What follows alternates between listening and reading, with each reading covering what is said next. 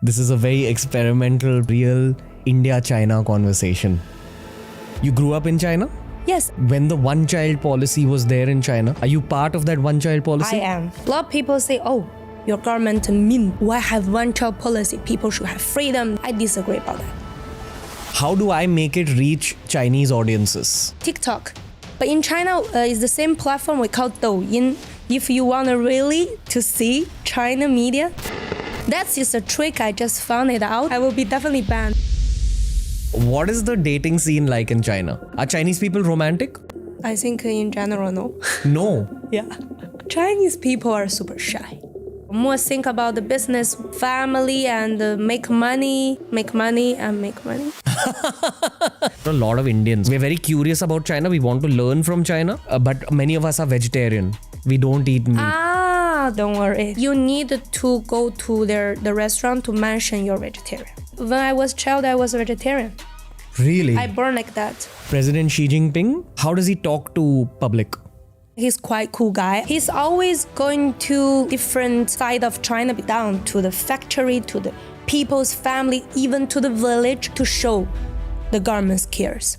Let's speak about Bollywood. What we are told is that Amir Khan is very big in China. You know who is more famous right now in China? Is the billionaire. Anant Ambani. He's got so famous in China. Everyone talk about him. Honestly, there's a lot of geopolitical tension between our two countries. 2-3 years ago, there was a clash at the border with Chinese soldiers and Indian soldiers. In India, we are told that after India-China war, one part of India got taken away. Aksai Chin. To be honest, media will never know the truth. You will never know the truth. This was announced in China? Yeah, for sure. What was said? I'm quite international open mind, but I'm really disagree about this part is because they don't know what's happening in the moment in China. How does China feel about religion in general? We don't have a religion, but mainly people believe Buddhists. I randomly meet a girl Chinese on the street. She are promoting for me Indian religion. She teach me Hinduism? Krishna. Wow. This was one of the most fun episodes of the year for me. It features Yu Chun Lee or Mary Lee. She's an entrepreneur from China. She's currently based in Dubai. She's been in Dubai for the last 8 years. She's one of the most charismatic people that I met on my recent trip to Singapore. We had a conversation the day prior to recording this episode where we were just exchanging notes on India and China, and I realized that this person has such a strong personality. I have to take this person's story and this person's vibe out to my audience. Whenever we talk about China on Indian podcasts, it's almost always from a geopolitical perspective. We touched upon certain geopolitical elements in today's episode, but truth be told, this is a very casual conversation. We just tried exchanging notes as civilians of India and China respectively. We spoke about the journey to the West, which is their version of the Ramayana or Mahabharata. I explained the Mahabharata. She explained how China views India. I explained how India views China. We also spoke about certain spicier topics that are in store for you on today's very fun, very relaxed, but also deeply perspective building episode of The Ranveer Show. This was one of my favorite episodes of the year. And if you complete the episode, you'll understand why I'm saying that. It's Yu Chun Lee, aka Mary Lee, who features on today's episode of The Ranveer Show.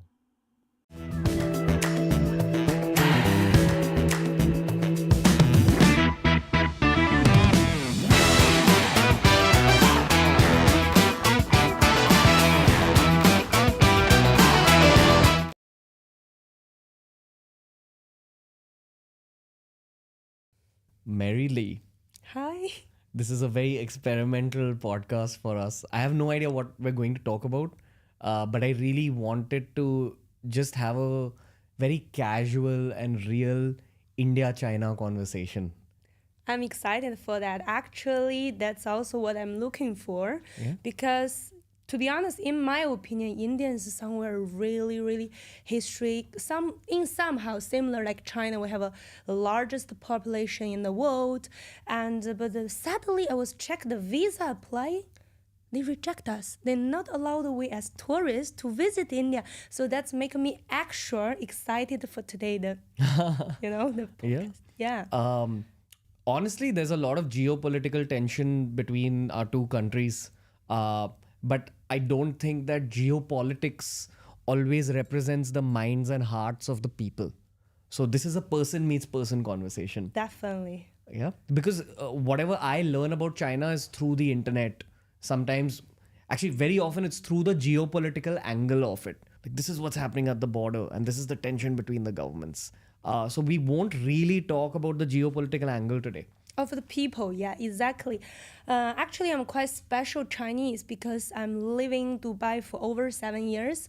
I got a lot of Indian friends, but I'm always going back to China for business meeting, visit family. So I also heard a lot of good, interesting topic about the people, how they talk about India. At the same time, I heard a lot of voice from the Indian people who based in Dubai, like a friend of my customer, to introduce me, explain me what's the real India it is. So I'm really, really excited for the conversation. No, welcome to the Ranveer Show. Thank you for inviting. How are you feeling about this topic today? Excited? I think it's gonna be a big, big, big fire. Yeah? Yeah. How do I make it reach Chinese audiences? Oh, the TikTok. Yeah. But in China, it's the same platform we call Douyin.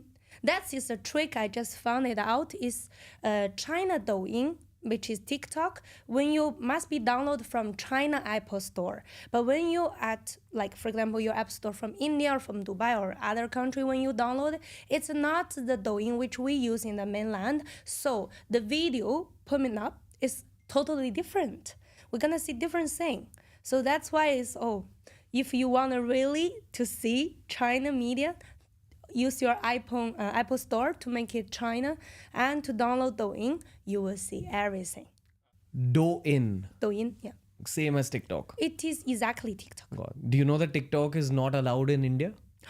Yeah. Really? Yeah. Wow. They banned TikTok a few years ago. It was very big in India.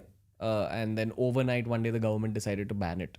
Yeah. So again, it's a geopolitics angle. They think that data is being leaked from India into like the Chinese government. There's a lot of tension right now, Exactly. honestly. Like whenever China is brought up on our podcast, it's always a little bit of tension, which is exactly why I wanted to do this episode. That there's another flip side to it. I feel our country's cultures are linked historically. Definitely. We're two Asian countries.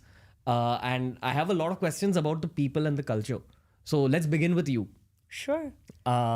You grew up in China? Yes, I grew up and raised in China. Which part? My parents from pretty north. My dad is half Mongolian, half Inner Mongolian. Mom is from really old region called Shanxi. A lot of people doesn't know there, but it's quite famous in China. Okay. Which big city is it near? Near to Beijing. I'm most of my time living in Beijing before I moved to Dubai. Okay. And what age did you move to Dubai in? I think it was 22, 23 something approximately after I graduated from university. And you studied in China? Yes. When did you learn English? Actually, Chinese right nowadays, they really care about English. From the age of when I joined the school, I started from, I think, before high school, we already start, but like really basic. But this thing I really want to talk about is that all Chinese know one part of India. They did really better than us is the language, English. We both are, country which is have a lot of good factory labor, but China did a really bad marketing and to like send the talent people go out of China is because of the language. You guys does really great job for the language part than us. Now we are working on it. Yeah. Got it. So are they teaching young kids in China English? Now, yes, started from like maybe kindergarten, but before when I was kids, not that much earlier. Okay. If you don't mind me asking you this, when the one-child policy was there in China, are you part of that one-child policy? I am. So you're the only child of your parents? Exactly. My mom is communist. Okay. So, our main party is communist. Yes. So if you're as communist family, you should to do everything more than not communist. Like anything. For example, the government announced that's one-child policy. As the family, you should be more respect what the government like Says. rules. Yes, that's what you have to do. What is the non-communist families like? Like you said, your mom is communist. Yeah, So all the non-communists, are they like from Mongolia or other parts? yeah. Trust me, there's so many non-communists. There's a lot of communists as well. But actually nowadays is quite not big different. But back on the days, they take it a little bit more serious. For example, your communist family, you're like a kind of like idol. You need to do everything to like to show peace to other people. They're more serious and more like, Disciplined about Yeah. following the party. exactly, and to show other people as example. Got it. So my grandfather, he is communist. My mom is my mom also is a communist. So we are, for example, the government said the one-child policy would take it really serious. But no communist family, I never know it is really happened. There's some family really want a second child, or maybe even third. They try to pay the penalty, or they try to hide the child when it was born. But this was back the day, more than 20 almost 30 years ago. That's Got it. So at that time, they maybe would pay the penalty or sometimes hide the child if it was. yeah. Okay. But now the one-child policy has gone away. Long time. That's what I'm talking about. Over 30 years ago. When did the government lift the one-child policy off? I think it was almost like more than 10 years ago. Okay. I think more than 10 years. I'm not if I'm right. And what did the government say to the people? And they just open for that. You can have a second child. Even I think you can apply for third. There's no any like restriction of the penalty or anything. It just open. Got it. You know our Prime Minister, Narendra Modi? Everyone know he's famous in China. By the Oh, way. really? Yeah. Okay. So I was going to say that whenever PM Modi is addressing India, he gives inspiration. You know, he tries inspiring. Like Same like our president. Yeah. So I wanted to ask you that President Xi Jinping, how does he talk to public? I believe all the presidents, politicians, they talk quite serious, and mostly they gave, as you said, motivation and the direction to guiding your citizen, right? So, normally he's quite, in my opinion, he's quite cool guy. I really like him because he's always going to a lot of different side of China, because China, like India, is huge. He go to somewhere really down to the factory, to the people's family, even to the village, to show the government's cares, and shows that he really pushed China, especially you see during this, like under his ruling, China's went up so fast. And he's super sharp and action person. And also about your president is the same. Because we see there is a lot of new technology happen on India. This is what I see on Douyin, by the way. And there's, like some new train. You have this fast train, right? Like Right. really cool one. And also you got this factory, like this opening. Even I know India is quite religion mixed country. Some religion have big like festival or some days. He's always shows up there and to speak, to represent the people, to show same like us. Government cares. Gotcha. Yeah, they care us. Are there people in China who don't like the government? To be honest, that's a really, really dangerous question, but I would love to see, because it's just my personal opinion, doesn't represent anyone. Yeah. Every government, I'm been to more than 40 countries in the world. No matter where I went to, I always heard two voices. Doesn't matter how great the government try to do the best to do the country, there's always two voices. There are people like, there are people don't like. But one thing about China, as I'm proud of the Chinese, is we're proud of our country. We all love our country. This is no matter people from the Chinese like moved to American, or there's a lot of Chinese in Singapore. They all have this heart in like China inside of us. Right? Yeah. I think that's one similarity between India and China. Again, two opinions on the government, but everyone is patriotic and everyone loves the country. And I think that this is because of history and culture.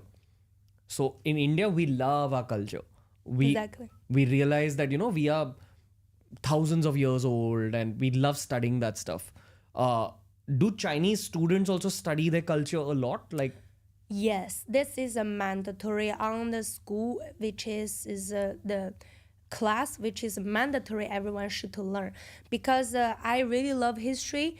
I always believe no matter how fast the times change, technology, this like AI, whatever is happening, the history is always repeating, but with different way to show up. It's always repeating. And also about the, we really have so much things similar. You love your culture. I really see it from the article, everything same as us.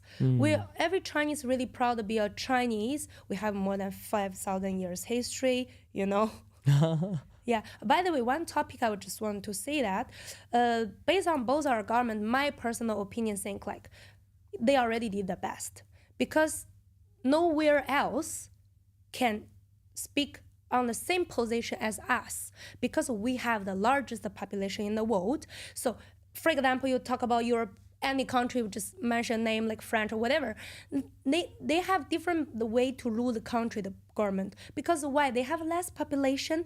This, for example, you have one bread, you give to 10 people, or you give one bread to million people. The piece of land of India and China almost like similar, not to say that huge. The place can be people lived like suitable for living. Not talk about mountain or somewhere really cold or right. river or sea. This usable land is really limited. People are huge. Based on this kind of unique situation, our government really did the best, but for sure they didn't do it perfect, but they tried to make people to have better life. I heard India, they build a toilet, they build a factory, they have a lot of training. China the same. They tried. I mean, this is my opinion. Yeah. You're saying that not the whole geography is livable. There's mountains, there's deserts, and then there's some small parts are livable, and the government is trying to do the best in those parts. Exactly. Try to give the citizen the best life they can offer. The life that me and my sister got was much better than the life that my parents got. Same. Right? Yeah. And when our generation has kids, we'll give them an even better life. For sure. Right?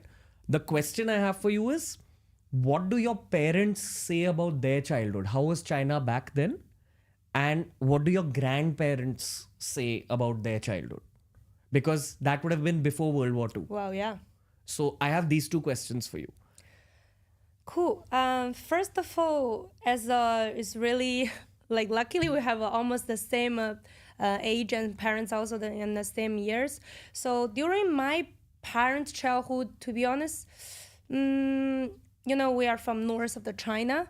I know the India like also north and the south is quite different. China also totally different. So maybe my parent childhood doesn't represent the whole China, because one day there's a winter, one there is summer in the same day.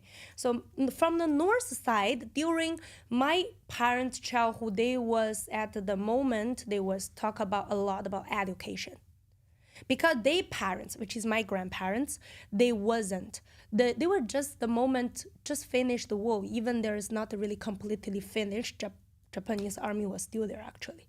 Yeah, they not like crazily, but they didn't left yet. So still is in the moment we're really, really like poor and just finished the war. People even suffer for food.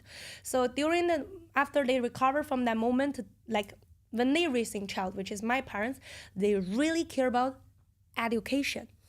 Okay, as you also mentioned, Chinese and India are the really hard working people. In the moment the whole government pushing the education is the moment I think they also we have a great leader named Mr. Deng Xiaoping. I really want to highlight him.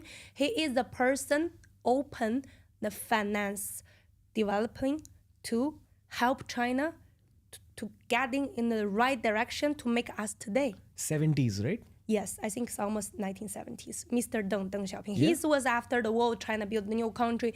He's the one announced we need how we can be strong, not to be advanced, to not be like really poor, not to recover from the war, everything. He's the one to announce we need education, we need to learn technology, we need to developing us financial and economy.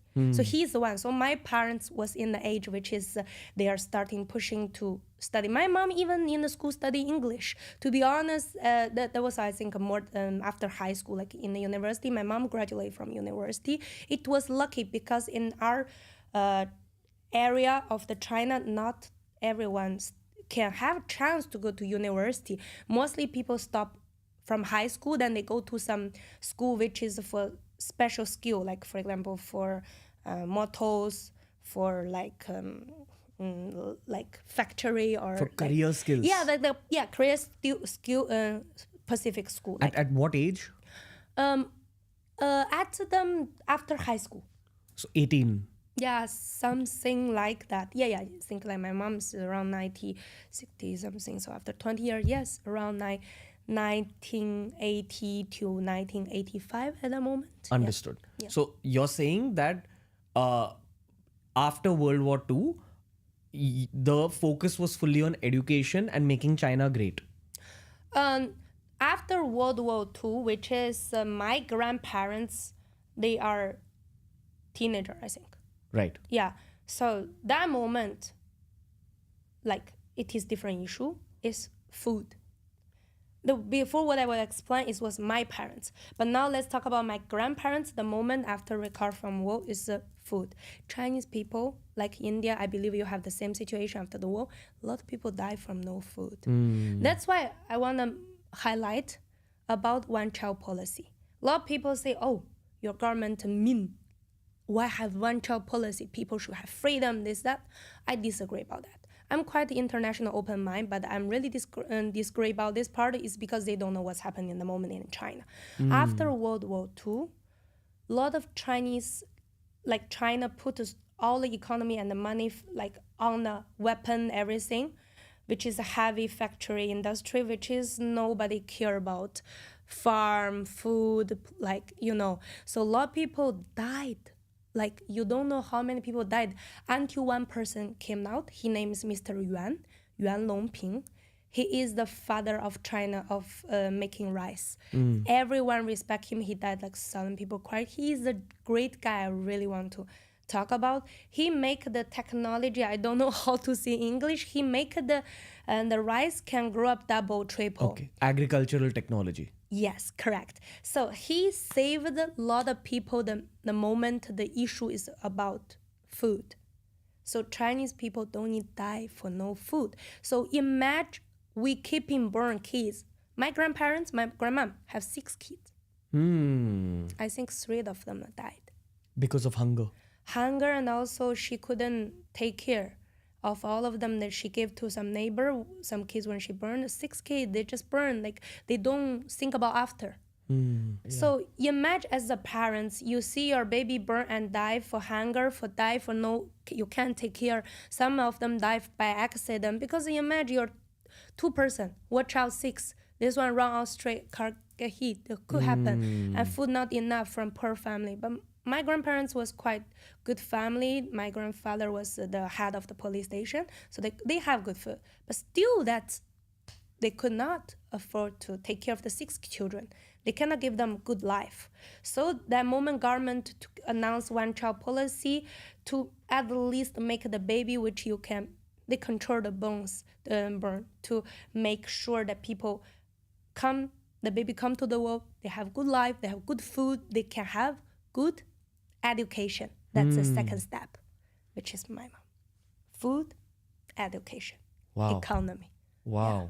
So you're saying that the one-child policy happened because there was a shortage of food problem.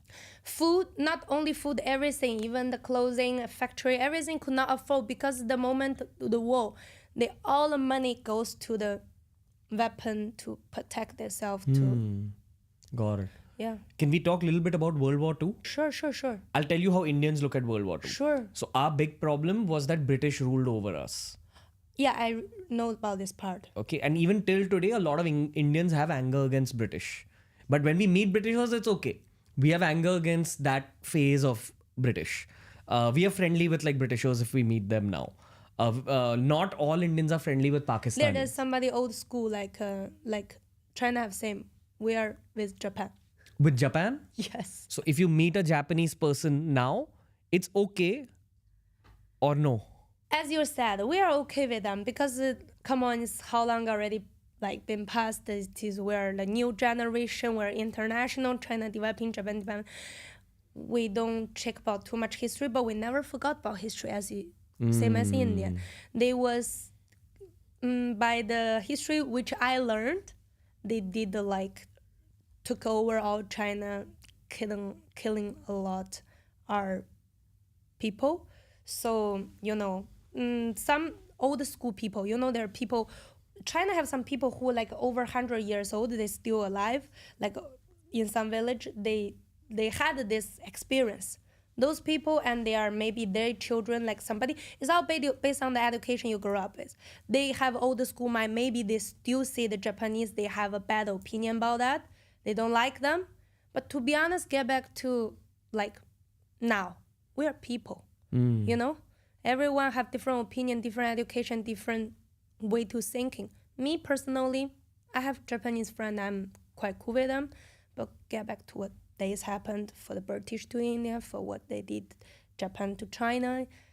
It is unlikely. I can say like that. Yeah. In India, we have a lot of respect and love for Japan, but we know what happened in World War II in China.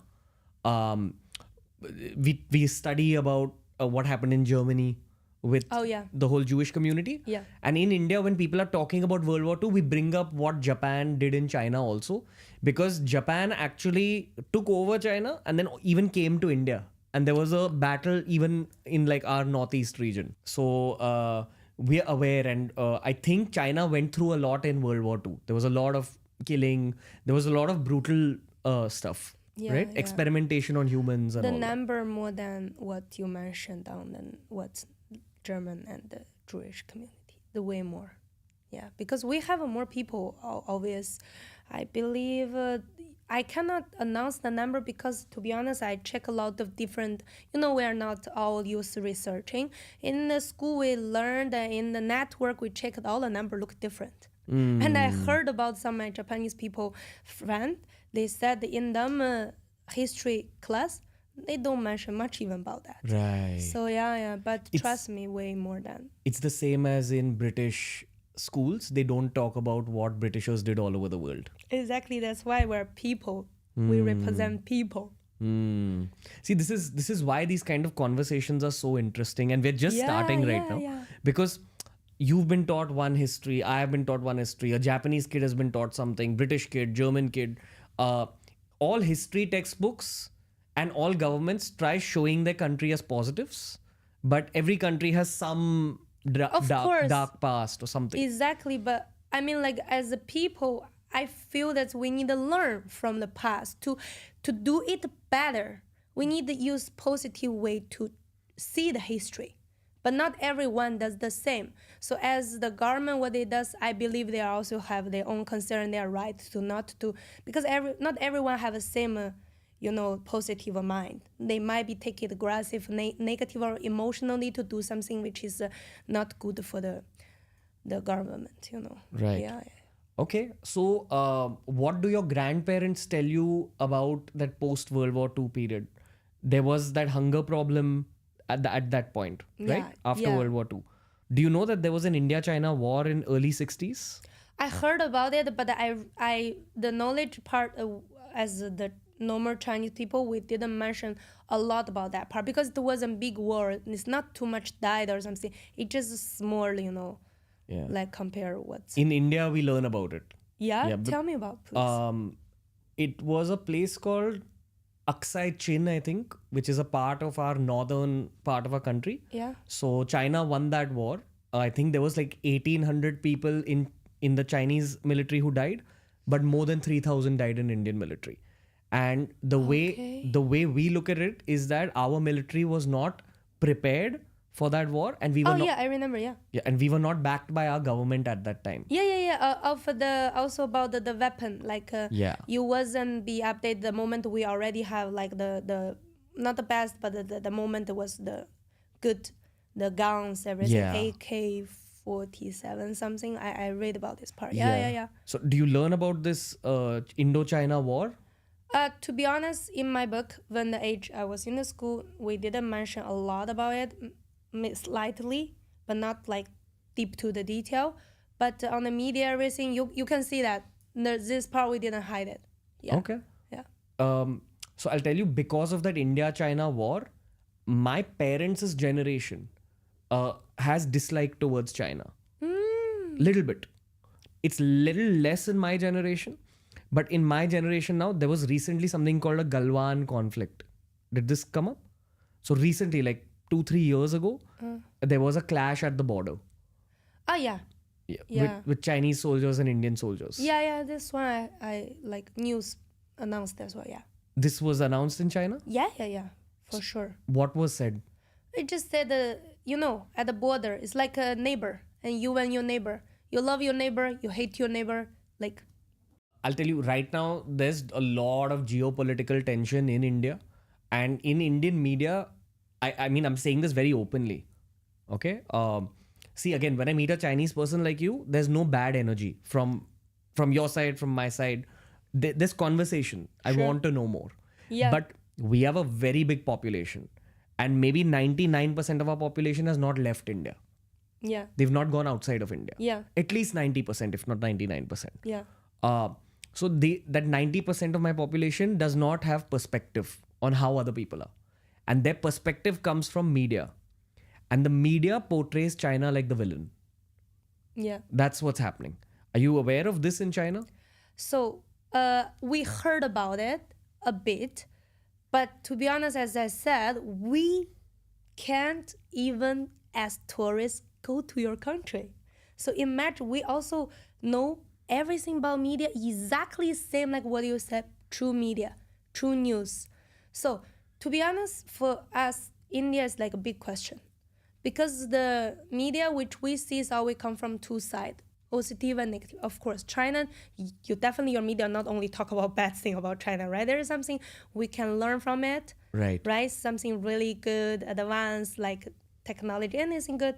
And also there is something talk about negative to make people dislike maybe China, same as us. Yeah. Exactly. So, I mean, see, honestly, what you and me are doing right now, is one of the first pieces of positive media about India-China relations. Yeah, can we shake a hand first? We represent the people Yeah. from these two largest population and two of the most longest history country. We really need that. Yeah. From my people side, I believe they want her. And from your side, they want. And luckily, we are both have a international positive mind, but not everyone does. Yeah, so they don't know what, they only check Douyin. They say, oh, India's like this, India's like that. Got it. Yeah, Douyin is the most popular social media in China, right? at the moment, top, number one. Okay. And you've lived in Dubai now for 8-9 years? More than 7 years. Okay, 8 years. Let's say 8 let's years. say. And in Dubai, you use Instagram. Yes. Okay. What differences do you feel in Instagram versus Douyin? To be honest, for media, it's really changing a lot every day. The beginning, we used to love to see people, photo and give a comments. And nowadays, people not enough only for photo. They want to see video. Especially your people, my people love dance. We love dance. TikTok is like a lot of people doing this kind of short dance. It's not professional, but like fun. Yeah. And they starting to go viral. Copy and the one like music, everyone gonna do the dance. I saw this video a lot happening in India. Same China, so that's why they love use TikTok. But Instagram, now they open the reel, but before you only can post photo.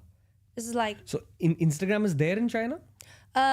Instagram is banned in China. Banned in China? Yeah. Okay.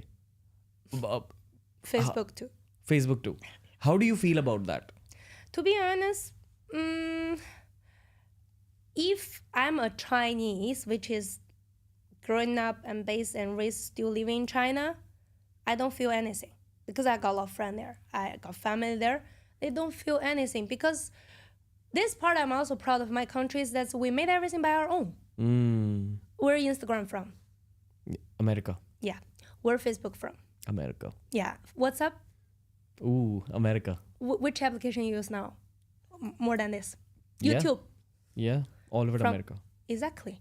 You're from India. Okay. I can name another other 100 countries. They all use the same app which you use. But it's all from where? America. We everything made by our own. We have our own YouTube, but it's called Youku. But we have also Bilibili. So basically, I just announced a couple of applications, same like YouTube. You can do video, vlog, or this kind of thing. There's tons of them. You can watch TV series, something like Netflix. Oh, we also ban Netflix, by the way. Really? Yeah, but we have our own. And then not only one Netflix. We have something same like Netflix 10, 20. Yeah. that's- Youku, Bilibili, and Tudou, QQ, Tengxun. Right. A lot option. Imagine you have like 100 different better option in front of you. You will still remember Netflix or Facebook. And Instagram, we have the same thing called Weibo. More or less same. It's more about picture, more about influencer, celebrity, like something interesting, blog, personal, influencer vlog. And also we have TikTok, which is only for most video. Yeah, we have everything in China. If you talk about media application, I believe there's more than 100. There's so many application every day. There's new things. No one will remember about the Instagram. But of course, we don't want to be disconnect from the world. We sometimes, I don't know if that's allowed to publish in China, but we use VPN sometimes. Yeah. We use VPN. We can still use Instagram. It's fine. Yeah. How does China feel about America and how American media talks about China? Same like what exactly India does to China and China does to India. Our government are same because I'm really happy you today invite me because I'm living out of China a long time, but I'm growing up in China. So I'm like kind of Chinese culture deeply, but I'm quite have international. Like educated. So in China, a lot of media talk about good thing about America. Of course, there is something talk about negative, but problem is that American media, as I say from Instagram and from YouTube or something, I'm not saying that in China. Yeah? They also the same. But the most of them like official, they try to direct in the negative way. For example, what happened to TikTok? They say we're stealing data, but come on. How many applications you made it to using all around world? Are you also stealing data? No one sees that. I believe one day India and China gonna be open. I mean, like for at least tourists, that we want to really visit because your culture, your history, no matter what we talk about right now, media, everything, a lot of Chinese want to go India. Because you have the best history, you have the best natural, and you have the unique religion, history, really colorful. I use the colorful words because it's one country. You don't rely on only one religion. Like, your opinion only most Christian. China, mainly religion. Mainly is Buddhist, but not too many people religion anyway. But India, you have Hindi, you have also Buddhist, you have other couple of Chinese we call Qina or something. Jain? Yeah, I think Jain, like Chinese called Qina Jiao. Anyway, we learned a lot about it. Even a lot of Chinese are religion people to like believe the Indian religion. They learn yoga, they go to some temple to pray and to learn. You imagine, just one story for me. Just last 2 weeks ago, I went to Beijing. I randomly meet a girl, Chinese, on the street. She are promoting for me Indian religion. She teach me. Hinduism? Krishna. Krishna. Yeah, Krishna. Wow. Okay. So, can I tell you a little bit about Indian religion, Hinduism? Please. So we call it Sanatan Dharma in India. Yeah. Okay. Sanatan Dharma means eternal faith. So this is what we believe was there forever. Yeah. And the word Hinduism is given by Britishers, but that's how the whole world knows it, and it's fine. So we believe that there's actually one God above everything. Okay, and that God is called Parabrahm or Parashiva or Paravishnu, which means like God. Okay. It's everywhere. It's in you. It's in me. Energy that connects us all. But the thing is that energy is so advanced that the human brain is not able to understand it. So that energy expresses itself in different forms. But it's actually the same thing. Yeah. So that's why in Indian culture we have so many gods. Yes. So we have three main parts of Sanatan Dharma today.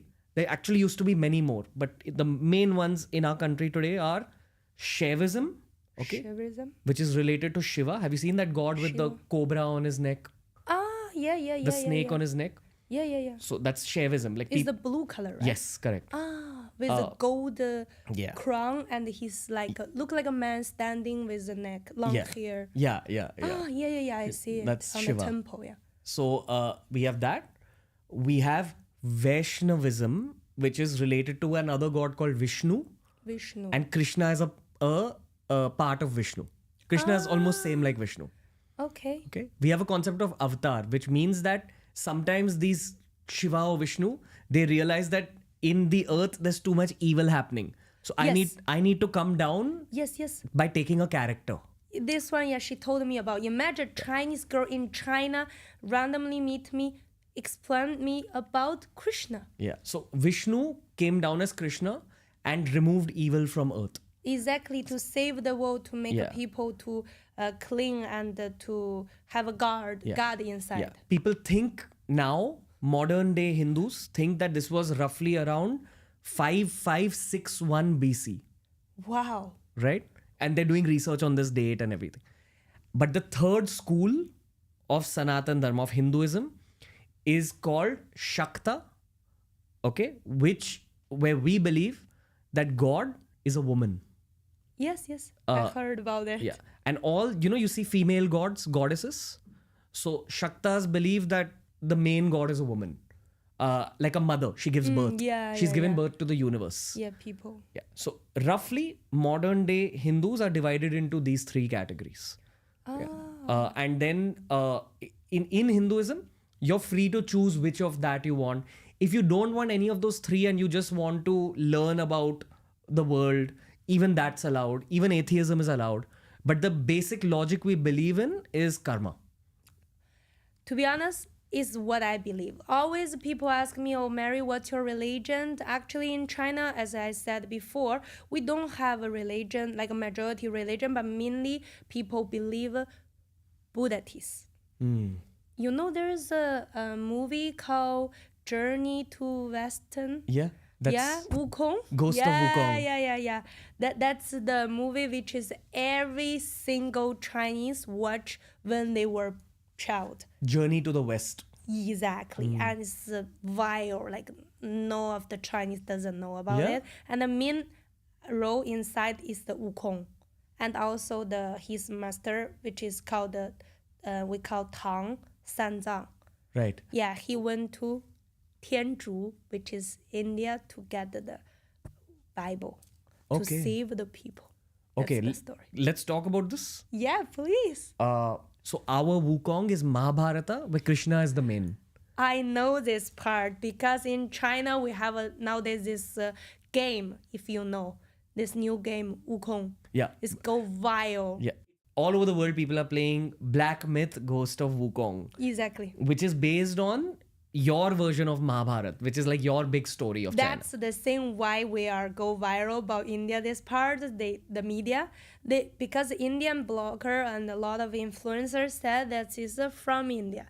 China said that it's from China. Right. So many different ways to talk. In India, one of our gods has a monkey's head and has a human's body. And he's a very strong god. His name is Hanumanji. Hanuman. Hanuman. Yeah. And he's the god of strength and humility. So we in India, we love Hanuman. Like we celebrate Hanuman a lot. So if we see a monkey, half human, as Indians, we automatically think, Hanuman. And also, I heard because his main weapon is this stick. In China, in ours, it's a mace. You know, mace it's like a stick with a big thing here. It's heavy. Like you hit people. Okay, cool. So in our culture, it's a mace. In Wukong, it's a stick. Yeah. I personally tried understanding a little bit. I read the story of Journey to the West. I don't think it's the same. Me too. Yeah. Because, can I ask this Hanuman, he's from which religion? Buddhist or Hindi? Hindu. Hindu, Yeah. sorry. Hindu. So, Hindu is different religion from Buddhist. Yeah. But this main role, the story, Wukong in China is from Buddhist. So it's totally different role. But there is a story, I am also read a little bit deeply about it. There is a lot of story quite similar. But this is totally different Right. monkey.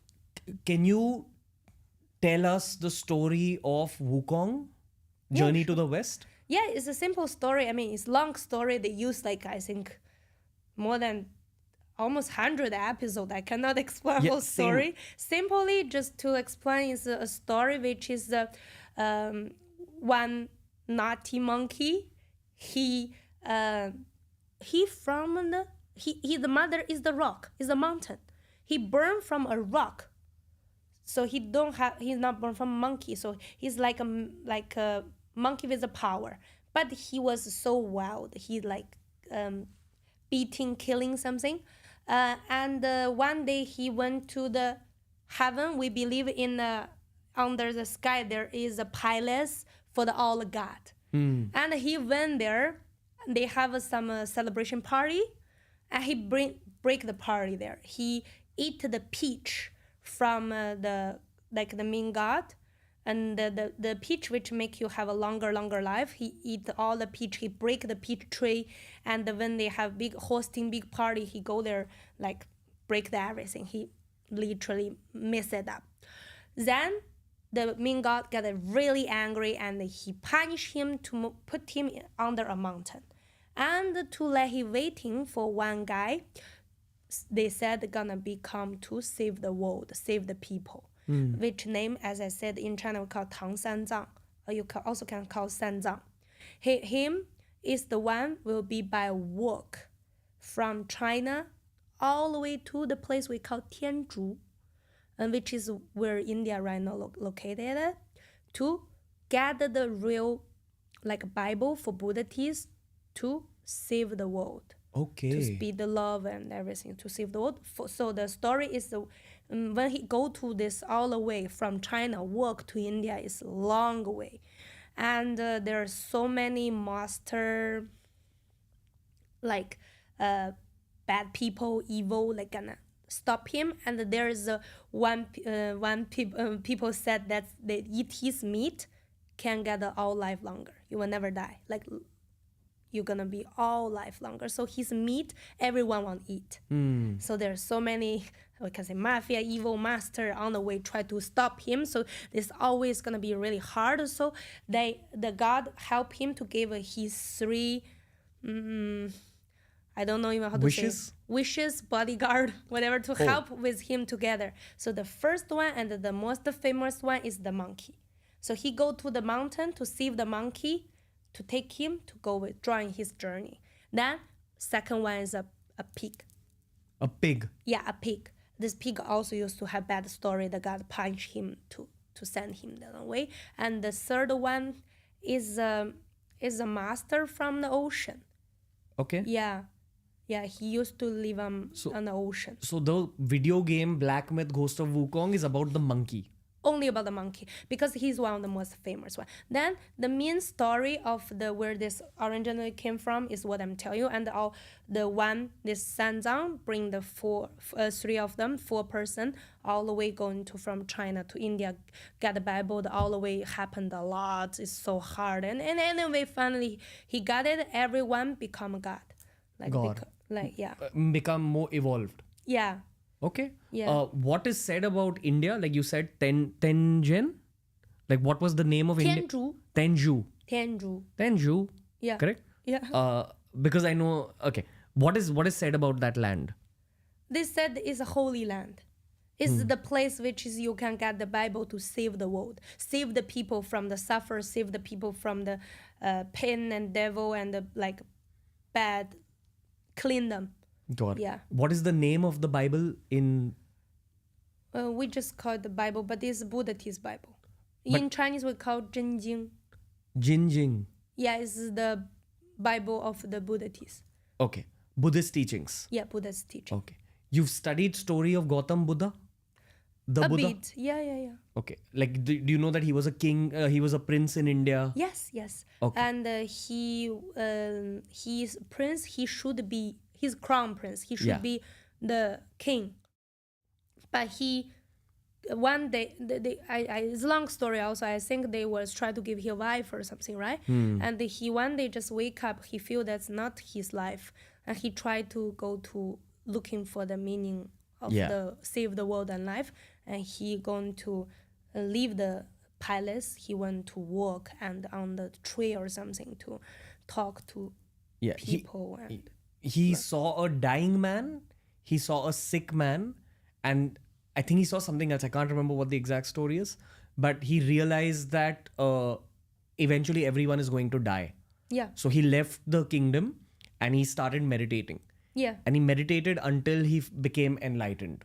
Yeah. And then he started teaching people about it. Yeah. So today, traditionally there have been rivalry between Buddhism and Hindu, but today there's a lot of love, peace, friendship, because even in Sanatan Dharma, in Hinduism, a lot of us look at Buddhism as the essence of Hinduism. It's teaching the same thing, that you be a good person, you meditate, you pray, you evolve, go higher. So there's a lot of love today between the two. But for me, it's very fascinating to learn like about Ghost of Wukong. Thank you. And also, I really like what you said before, karma. I don't have a religion, but I respect all the religion. I went to travel all around the world. I always see them holy place. I went to Israel. I see the Western Wall. I also see the Jerusalem, the church. The mosque, and also the Christian the church of the Jesus where he's died body. They said Right. is there, and also I went to see Hindu temple, and also I went to see Buddhist temple. All of them, I respect all the religion. What I learned from all different religions is one thing: you need to be a good person. You need to believe karma. You always need to give this world love. Doesn't matter you're Christian, Jewish, you're Hindu, or you're Buddhist, whatever. We need to give the world love, and love can come back to you. Be a good person. This is nothing gonna be. No religion gonna against be that. How does China feel about religion in general? Majority, like most, is because of the journey to the West. They believe Buddhist. Buddhist. Yes, but Gotcha. the new Chinese people, new generation, no religion. All of us no religion, but we have good education, which is teach you the same thing which religion teach you. It's kind of like karma. You need to be good person. You need to always be kind. You need to help people, and people helps you. And do never like lose yourself. Yeah, always believe karma in your heart. What do you mean lose yourself? Nowadays so fast. People sometimes working so hard, they got the money, they one day become rich. This sometimes make you blind. You might lose yourself. Ego. Yeah, you could. There's people because of money to hurt the people you loved, or because of money they even killing. This is you lose yourself. We are human. We have the most beautiful natural thing, natural heart in the plant, right? We are not animal. We are like have a family. We have brain. We have a skill. We use this all a gift from the God in the right way to help others, to make life more beautiful, make everyone have more better life. It's not to use this tool to against each other, to kill each other. As you said, I'm really proud of India.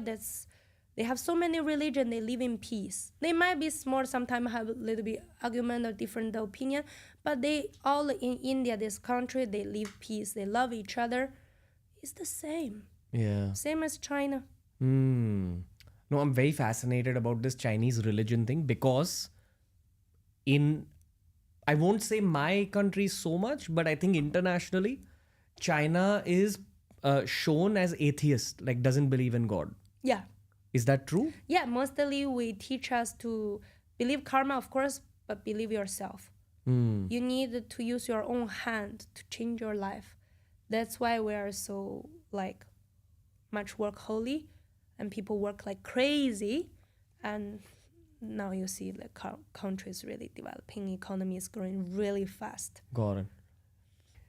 Right before coming to Singapore, I was in one state, one province of India called Himachal Pradesh, which is the mountain region. Okay, and the Dalai Lama has come to the mountain region, and this is the whole Tibet and China issue. Are you allowed to like talk about this? Let's go ahead. Okay.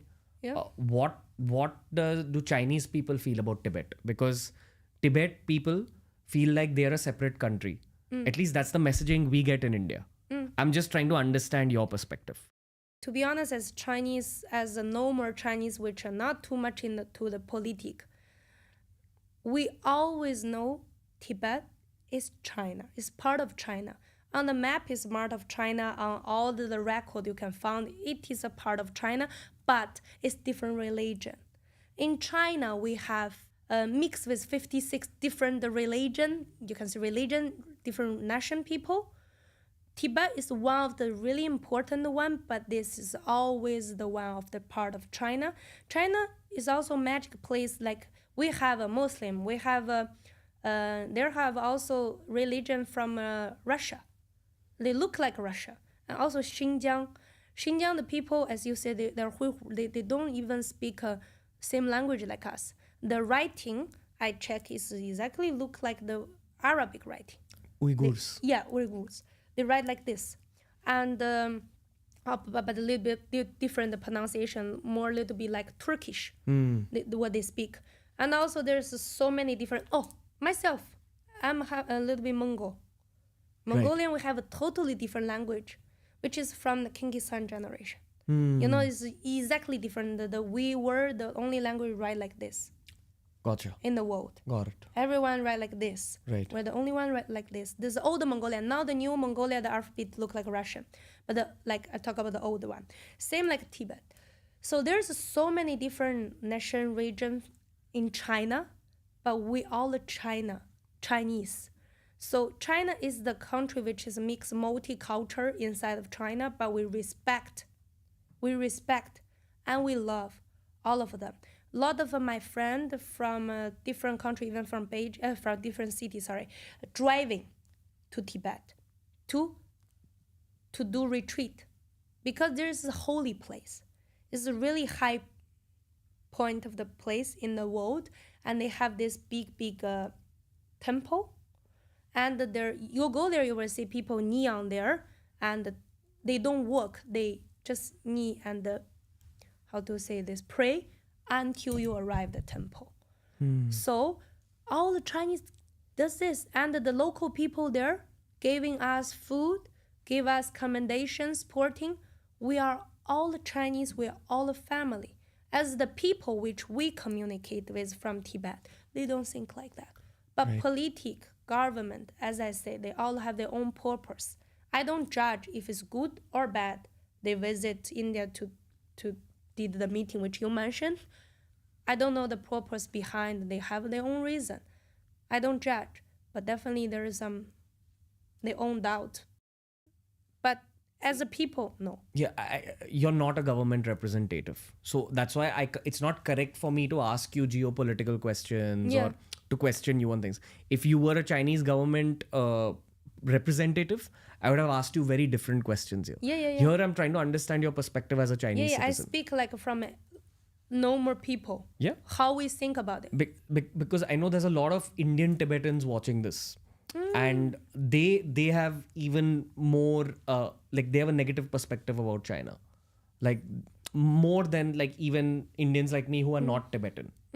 Okay, so I think it's something like 80% of Tibetans still live in China, and roughly 20% of Tibetans came to India with Dalai Lama.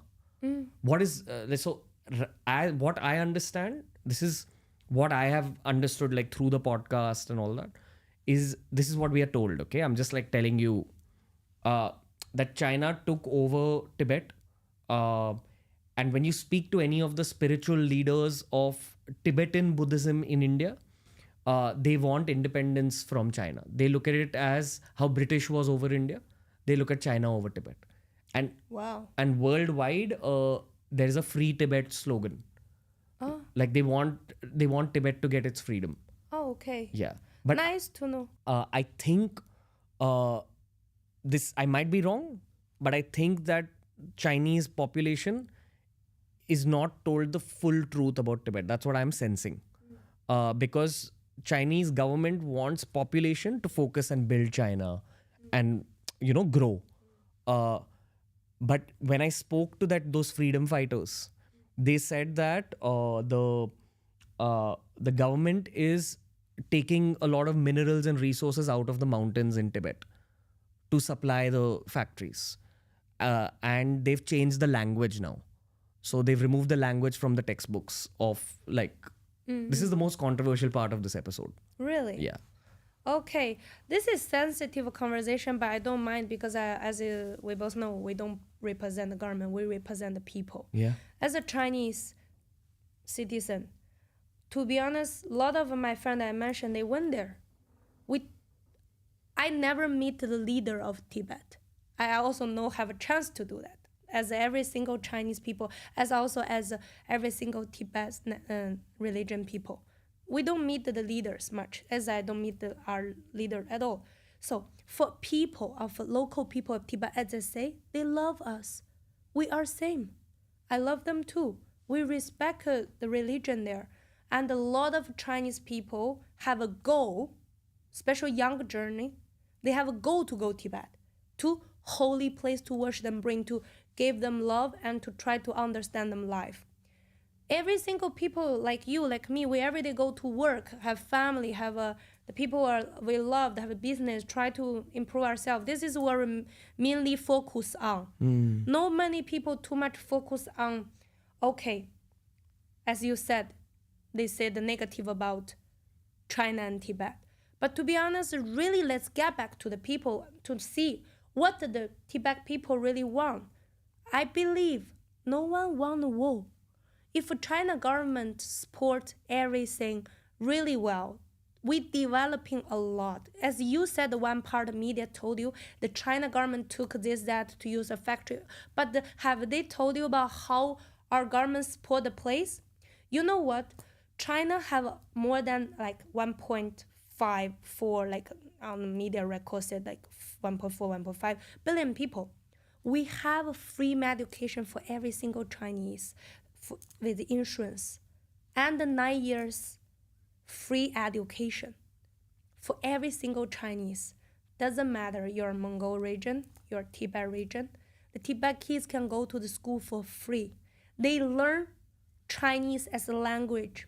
They can have option to learn Tibet as a language. They mostly go home, speak mother tongue, Tibet. They at the school, they learn Mandarin. What's the problem for this? I even know Saudi now learning Chinese.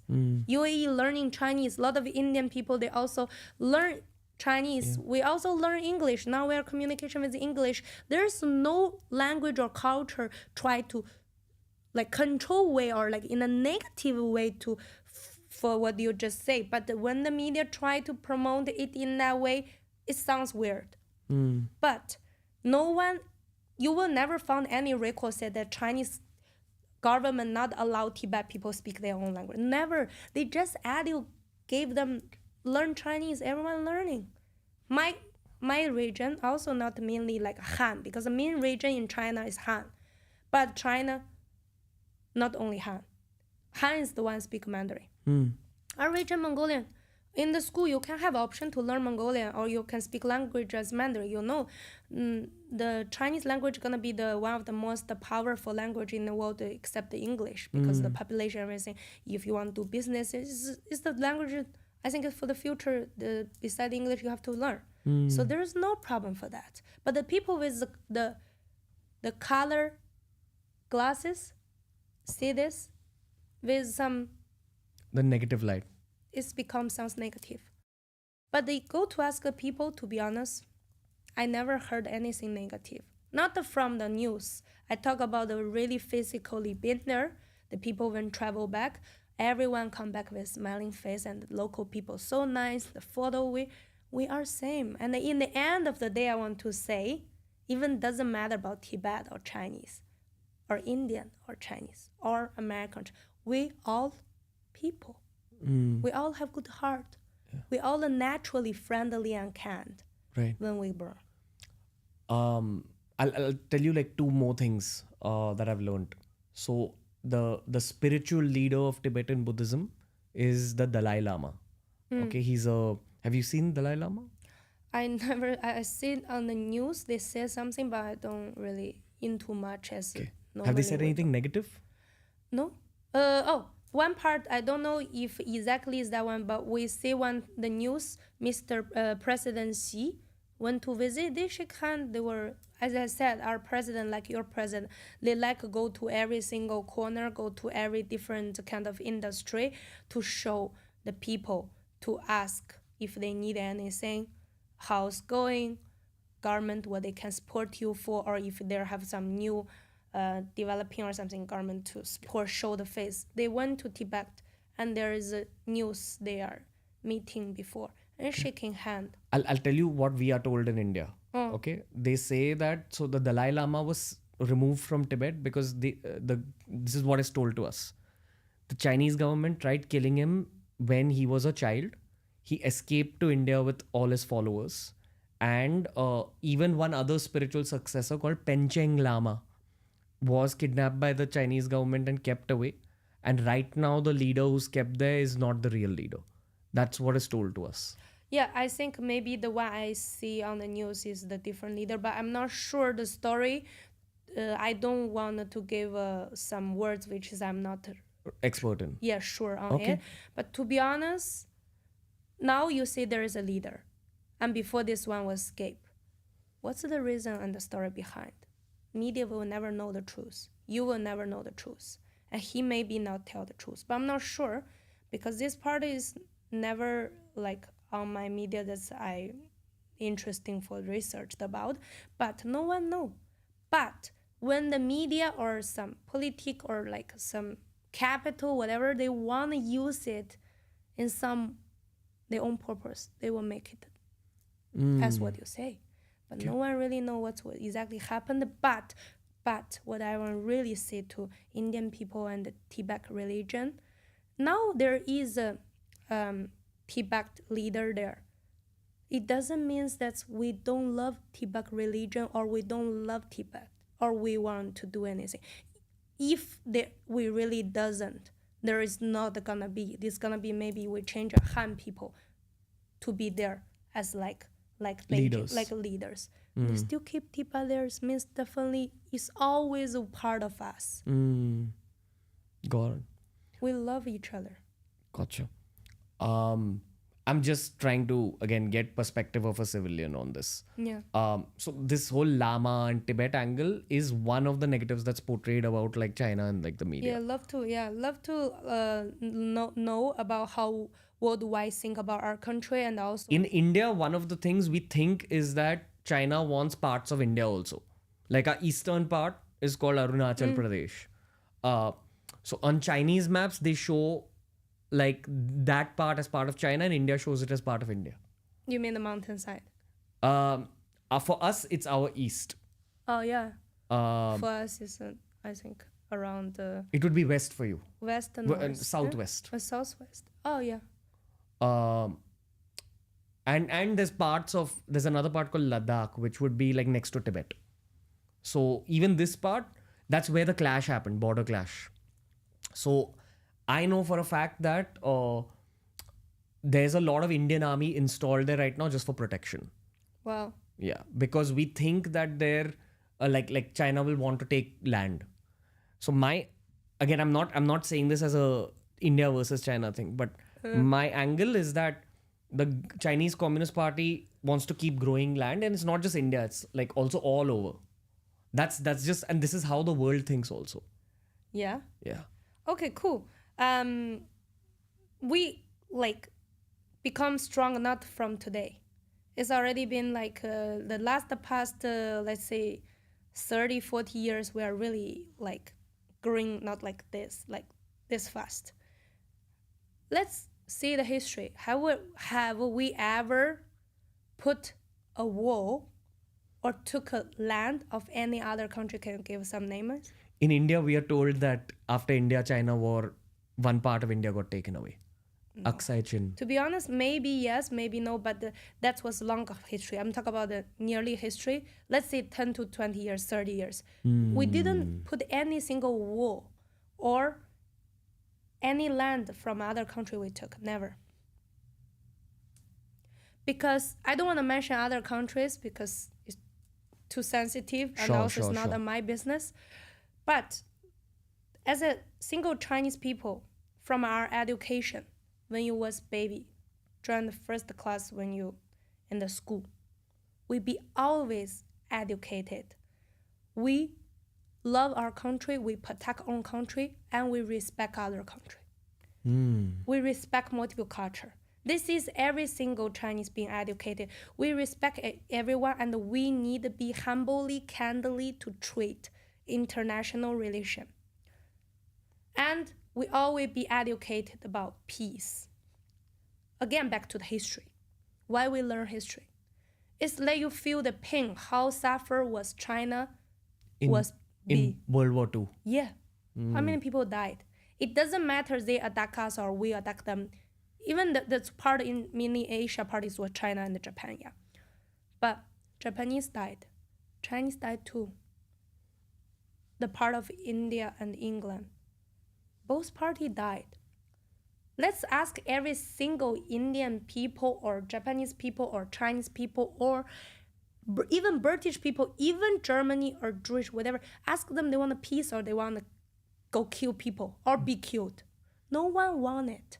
So we be really, really hardly put on the history book about what's happened. The war was bring the people to suffer, and we need to be learn from the past and appreciate what we have today, the peace world. Right. Inside of China, the marketing, media, everything, government to shows mostly about how we can be developing, can be growing up ourselves. Everyone think about how to make, like, let's just talk about more on the ground. Each people think about how can make their own life better than yesterday. I can do some business, I can developing AI, electronic car, battery, this, that, etc. Let's just say like, if I'm a mother, I want my kids go to better school. To really on ground and focus and concentrate our own business. We don't want anything more than what we have as land or wall because it's across our own citizen. It's across this drag our own economy down. We are so hardly to reach what we are today. And as you said, maybe you expecting and every single Chinese also, we want to be better. But not based on suffer others. We don't want a war. We want it, but in the way which you already seeing everywhere. You see how we growing up. The way. It's not the way which is the rumor said. Gotcha. You got my point. Because if everything is like a people, country is like a people, you could not focus everything. You could not focus to build yourself, same time to mess up others. I bring the gun to go to the war. It need money, right? It need people, right? It need time, right? But same thing, we put on developing some new technology, financial economy, the same energy, same money we put on this. What will be better future for China? So for each Chinese, we clearly know, you don't need to ask me, every Chinese, you can go to on the street, ask, no one want to war. Doesn't matter have bigger land or whatever this are drug for us. No, we don't care. Because we believe ourselves, we can, everyone make our own future by our own hand to be a better, to increase inside, to grow inside, not to just what do we need for your land? I mean, like maybe there's a rumor, of course, based on something maybe happened or reason. I don't know. I don't judge. But problem is, think about if we developing new company or something can bring us billion. For example, this game make us make so much money. We developing more game to selling all around world. Everyone play Chinese Wukong. We make more money in our own account better, or just take your land from the mountain. What can bring to us? A mountain. We need even send army to stand there protected. What can be? So mainly majority of Chinese people, we focus on our own business, growing up, not to Have war, have conflict. no one else. Gotcha. The same question you can even answer. Even your citizen, no one else, no one want it, right? Yeah. I mean, see, in terms of growth, India is learning from America and China. We're trying to get best of America and China. Chinese work ethic, American technology. But the thing is, I think Chinese technology is going ahead of American technology now. Inshallah, I learned from Dubai. Yeah. What's spoken about AI in China? It's really, really popular topic right now. We have Shenzhen, Hangzhou, and Shanghai, Beijing, of course, those kind of big city in China. They are pushing the new generation to starting learn the new technology, AI, robot, to open mind, to creative, to make a more like in this way to developing our country. So we have exhibitions every year in China for AI robot, and also a lot of university government support the open the major to let people to learn this new tech. So it's quite good and people love it as well, and the all around world is pushing, so we don't want it to be after, you know. I saw a video of flying cars in Oh China. yeah. Black flying cars they had built. Yeah. So this is also like popular as a topic. Yeah, this on the media you can find it a lot. It is already there, and they are testing. Hopefully soon gonna be launched. Balaji Srinivasan, whose conference we met at, I did a podcast with him where he was talking about how Chinese technology and the growth of technology in China is faster than America. And he said that in America, we're talking about all these things like social media, etc., etc. And in China, they're building hardware tech, which is flying cars. And then he showed the flying cars. Yeah, that's the thing. We concentrate ourselves to developing ourselves. We put our head down on the business, on the work. We don't do too much media marketing because, you know, as compared with American, you can find more, you can track more news, everything about what American does today, what worldwide does today, what Indian does today, but not much as China. But if you go China, you're surprised. Yeah, welcome to China, by the way. No, I would love to be. See, I want to travel in China. I'll give you and this is a very common problem for a lot of Indians, okay? Okay. So we're very curious about China. We want to learn from China. But many of us are vegetarian. We don't eat meat. Don't worry. Oh, really? Yeah. China, as I said again, we have 56 different nations and regions, as you use the word. There is Muslim, there is vegetarian, but just you need to go to the restaurant to mention you're vegetarian. Got it. So, and also, Beijing, Shanghai, Guangzhou, everyone speaks English, they're quite good, but there's a smaller city, China is huge, like India. So smaller city, if you go there, they might don't speak English. So maybe on the communication, we might mistake with better, maybe reputation, people think there's food problem. But you go to big city with clear communication, mention what exactly they respect. Even though, give you example, you fly with a Chinese air company, you tell the flight attendants, the crew, I'm vegetarian. They prepare special meal for you. For sure, you can do the test. It's okay to be vegetarian? Of course. Okay. Are there vegetarians in China? Is vegetarian? When I was child, I was a vegetarian. Really? I born like that. People said that, I don't know, there are people say I have some special connection with some like Buddhist or something, because when I was kid, I can't eat meat. I put the meat in my mouth, I warm it up. Physically, and I was sitting. I like to do the yoga move to make my leg, and my body is super flexible. Maybe the sign, no, but I was a vegetarian, so I had the right to answer your question. I don't eat meat, But I communicated with every restaurant, tell them I cannot eat meat. There's so many options, no meat. So many. What is vegetarian called in Mandarin? 素食 in the proper way. 素 Su. 素食, yeah. It means like vegetarian food. But when you talk to the restaurant, don't say like that. You can say I don't eat meat. You say 我不吃肉. I don't eat meat. Or I eat only vegetables, vegetarian. 我只吃素. What su? Yeah, it means like I only eat vegetarian. What su? Or you can say I don't eat meat. 我不吃肉, 不吃肉. Puchiro. Yeah, I will send you later. Yeah. Okay. It's gonna help you a lot. Don't worry, they will not defend it. That is the only concern Indians have about traveling. Communication. Yeah. It's never be a problem. Chinese, so many people doesn't eat meat. There is a Pacific city and region and areas big. It's called Ningxia. Ningxia, okay? This huge area. There's all vegetarian. They're all Really? Muslim. Yeah. Vegetarian Muslim. Yeah. Muslim, vegetarian. Both. Okay, both. When we're saying vegetarian, you mean like almost vegan, right? Yeah, but I'm not really professional for that. I know the vegetarian, there's people like Pacific even not eat a cow or egg or like this. There's so much like different vegetarian, veggie. Another is I'll tell you in India what vegetarian means. Yeah.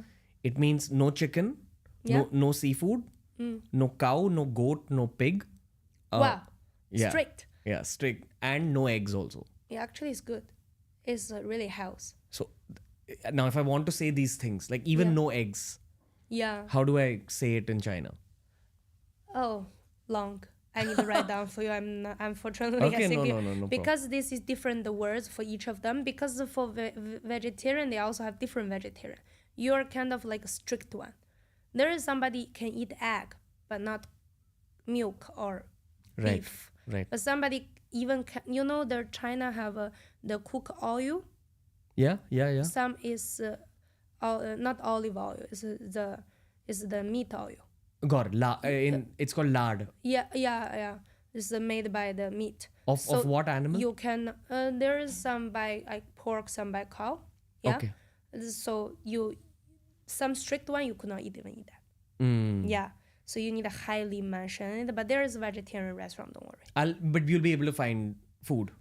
Big city, I guarantee you. Big cities, okay. Yeah, big city. Like in Shanghai, I guarantee you, definitely. Now Chinese like always announce to healthy lifestyle. To be honest, we both should know actually eat veg is more healthy to have a more meat. It's a health. So in China, people are turning vegetarian? No, China is so big. Like there's people love to do vegetarian. There's people love to eat meat, but there is a community. There is a big community. There is called the New Vegetarian Restaurant, which is they make the tofu, bean. Yeah. You can eat the we bean, love right? tofu. Yeah, they make tofu taste like meat. Yeah, and they make a lot of dishes with vegetable bean like vegetarian thing, but taste like. Got it. Yeah. Understood. Wow. Okay. Do you eat Indian food? Yeah, I do. I live in Dubai. Do Chinese people, what do they think of Indian food? Good question. That's also I want to ask you. Yeah. Because a lot of Chinese people go to India before to travel, to do the vlog. People curious about India a lot. Then they always talk about one topic is the street food. Oh, no. Okay. I personally, as an Indian, would not recommend eating street food in India if you're a foreigner. Yeah. If you have grown up in India, you've eaten it since you're a kid. So your stomach is strong. But for foreigners, all my foreign friends, if they eat even a little street food, you can fall ill.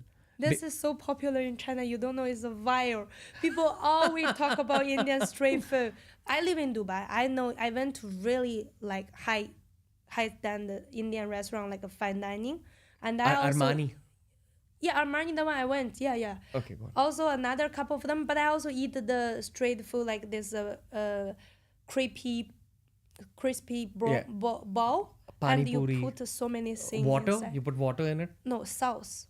Sauce. The golden color, the Yeah, crispy. it's bowl. got things on top like Yeah, yellow. they literally put everything, like different flavors, sweet, Chaat. sour, some I think pickles or like Right. spicy, like whatever. You just tell them they put the wine for you. You like? I like it Yeah? actually. So the thing is, for foreigners who are coming to India, I always say that if you want to eat street food, eat it in a good restaurant or a good hotel. Because right now, even in India, we know those videos that are going viral. You know, those dirty You know the video. goop scoop. It's terrible. We don't like it. We would not eat there as Indian people.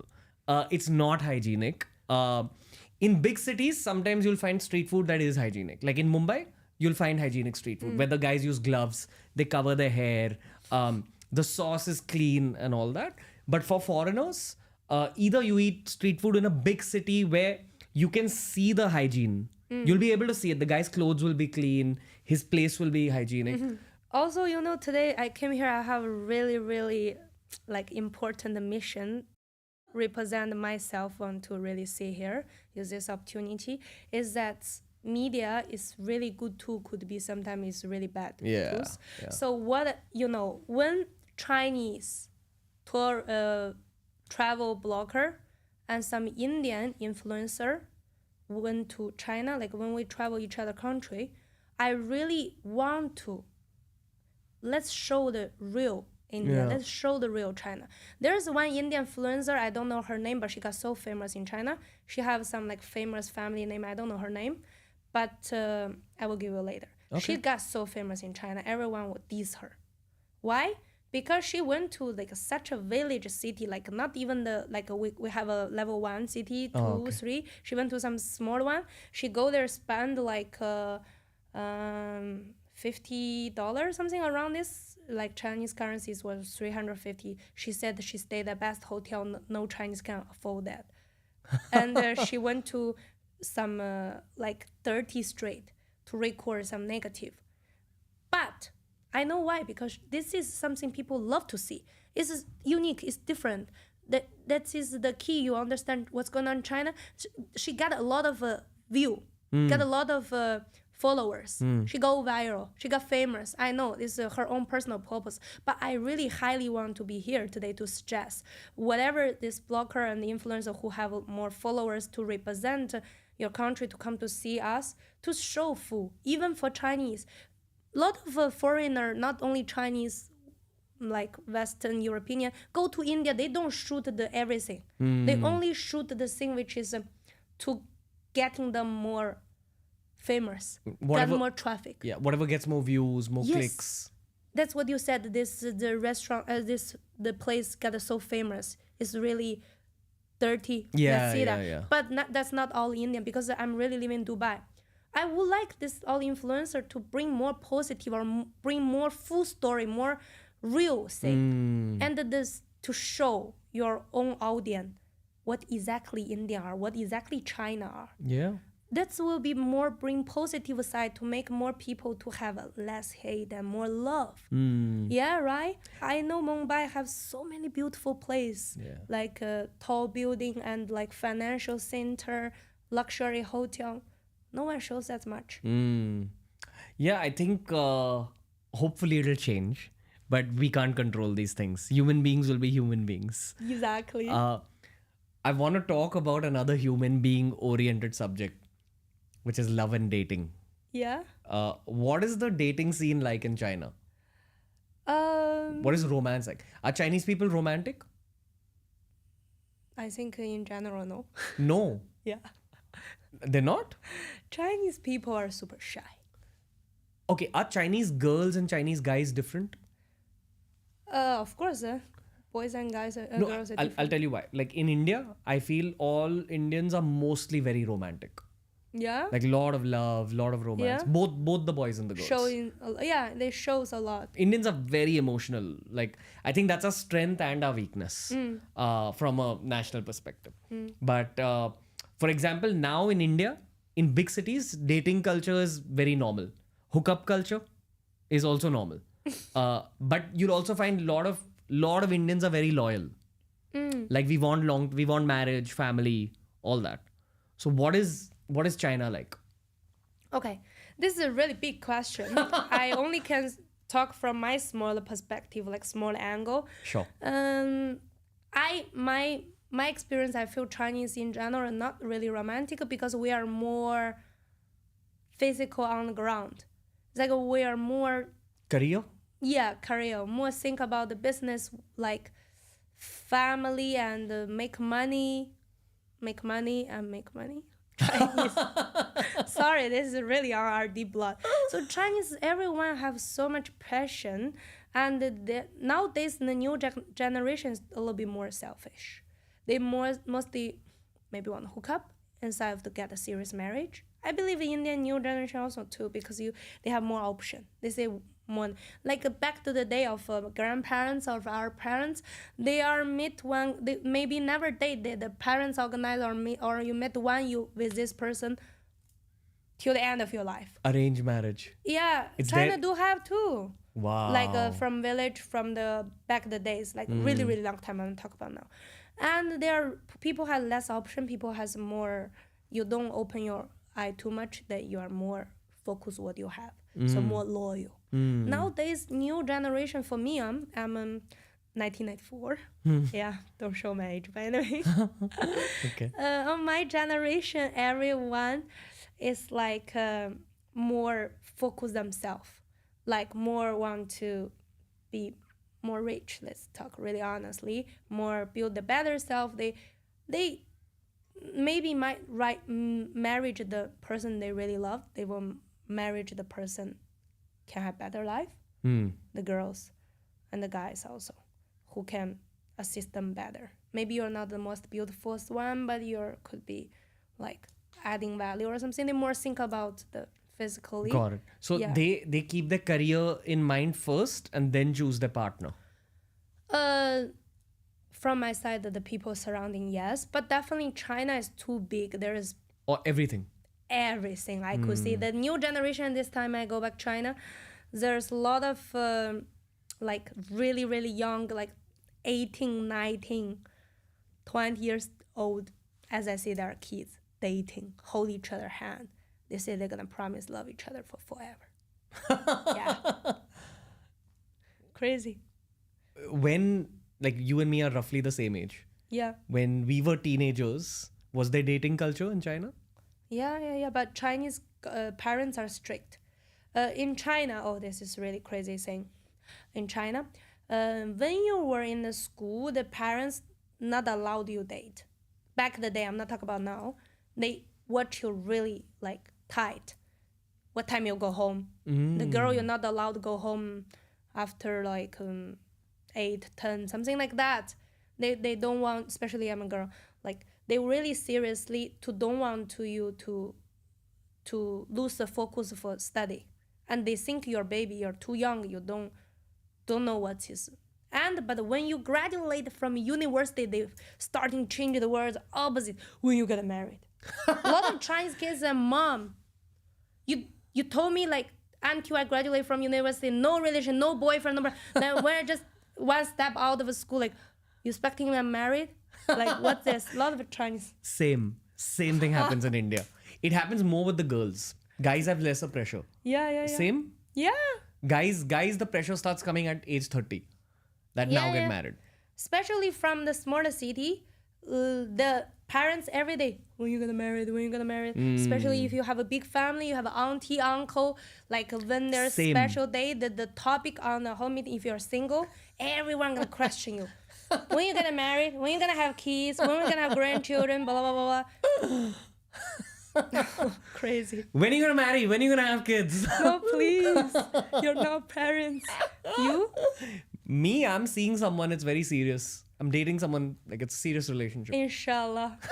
Inshallah. All the best wish. Yeah. Thank you. What do Chinese girls like in guys? Oh, everything. Like everyone have every different type. No, Taste. but do Chinese, like I'll give you Indian girls. Indian girls, if they want a serious relationship, will look for loyalty first. Oh yeah. They look for emotional intelligence. Oh. You know, like understanding the heart. Yeah. And then obviously capability. Yeah, Like yeah. no one wants a lazy guy. Yeah. Everyone wants like a capable guy.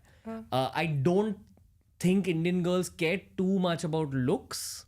They do, but it's not so much.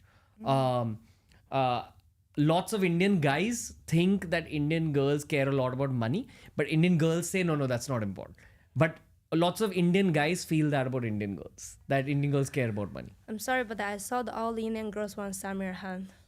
So Amir Khan? Yeah. I saw that he's like the husband of all Indian girls. No, it's the same actually. A lot of Chinese guys believe now the Chinese girl are super like gold digger. They only want the money. They want so that's why the Chinese guy all push the maximum to get more money. You know, but the Chinese girl, there is also like a lot of part of like big amount of them. They really just want found true love. Romance. For example, me. I would never marry because of something. I will only marry because of love. So based on our country situation, definitely you can find everything. Even maybe somebody wanna like never married, you know, like even there is a lot of Chinese girl marry the Indian. Oh really? Yeah. Okay, because of Bollywood? Not sure. I didn't talk to her, but maybe look like Samir Khan. Joking. What do Chinese girls think of Indian guys? Everyone think they're different, but in majority of Chinese girl, they more like their own nation. They more like national. Chinese. Yeah. Same. Yeah? That's there in India also. Cool. What about white guys?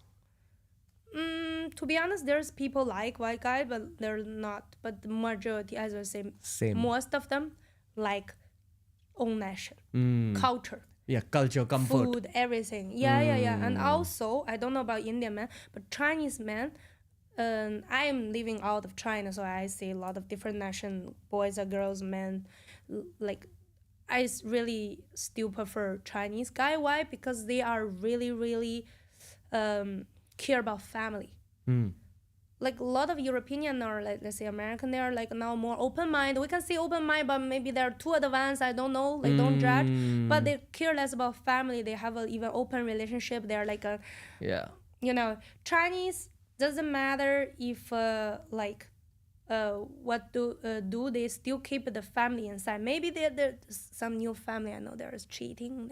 This happened, but they still put the family as a priority. They try to not divorce. They try to give a good example to the kid. They try and they think family is really important. They take care of the wife. They take care of the children. Just a random question. Yeah. Give me. Your face looks so dangerous. No. Chill. I'm just gonna talk about Bollywood. Okay, let's do it. But you're very smart. No, I can see from your face is something gonna coming up. Not everyone can. The thing is, I've done so many podcasts now. I know my huge. I'm so happy that we spoke today. Pleasure. Like this is a great podcast, but also just on a human level. So much learning. Yeah. Let's speak about Bollywood a little bit. What we are told is that Amir Khan is very big in China because there was a movie called Dangal about wrestling. Yeah. That made it very big in China. Yeah. And it made way more money in China than it made in India. Oh, really? Yeah.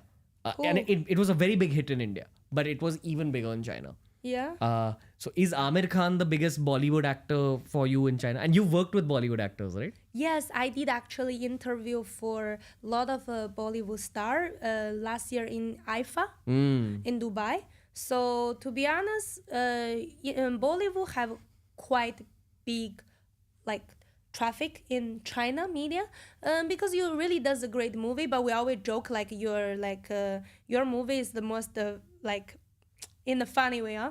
You're just something happened, then you go into dance and then come back and go and dance again.